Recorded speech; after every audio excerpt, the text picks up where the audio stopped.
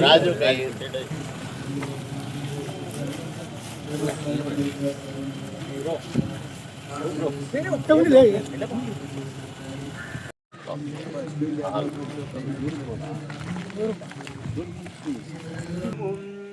మేమందరము ఊసాయించి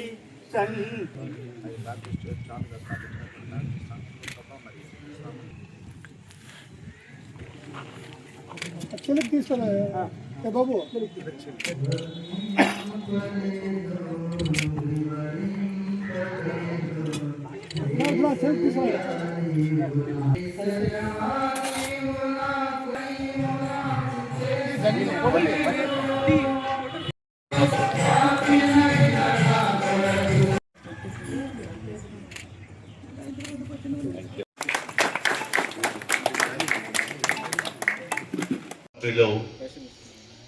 ఎక్కడో అమెరికాలో స్థిరపడిన ఈ ప్రాంతంలో ప్రజలకు ఏదో చేయాలనే తలంపుతో ఒక మతానికో కులానికో సంబంధం కాకుండా అన్ని మతాల వాళ్ళు కులాల వాళ్ళు ఉపయోగించుకునే విధంగా ఒక కమ్యూనిటీ హాలు నిర్మాణం చేయాలని డాక్టర్ జాన్ గారి కుటుంబ సభ్యులందరూ కూడా భావించి ఇక్కడ ఈరోజు భూమి పూజ చేశాం. చాలా సంతోషం.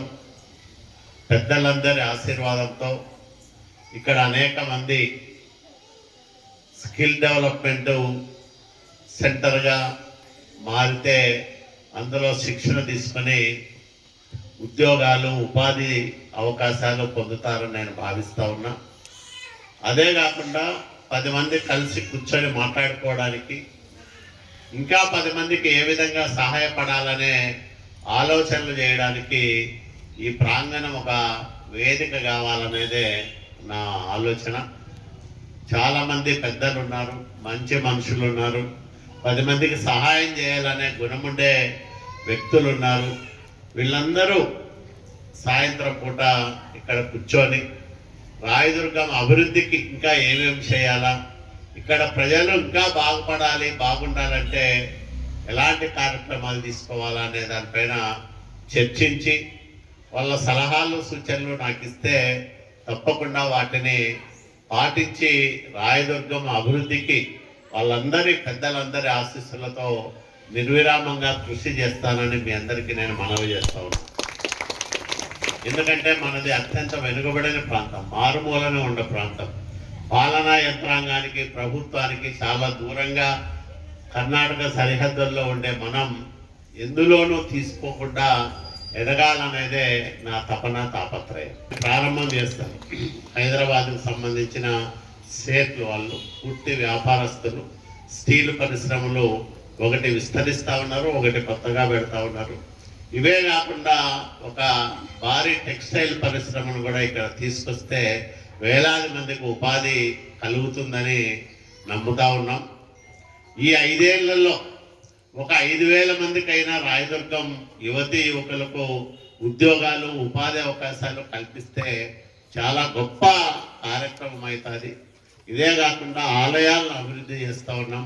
పెద్దలు గోపాలరావు గారు లాంటి పెద్దల ఆశీస్సులతో పశుపతినాథుని ఆలయాన్ని కూడా పునర్నిర్మించాలని సంకల్పం తీసుకున్నాం. ఇక్కడ వెంకటరమణ స్వామి ఆలయం అభివృద్ధి అవుతూ ఉంది.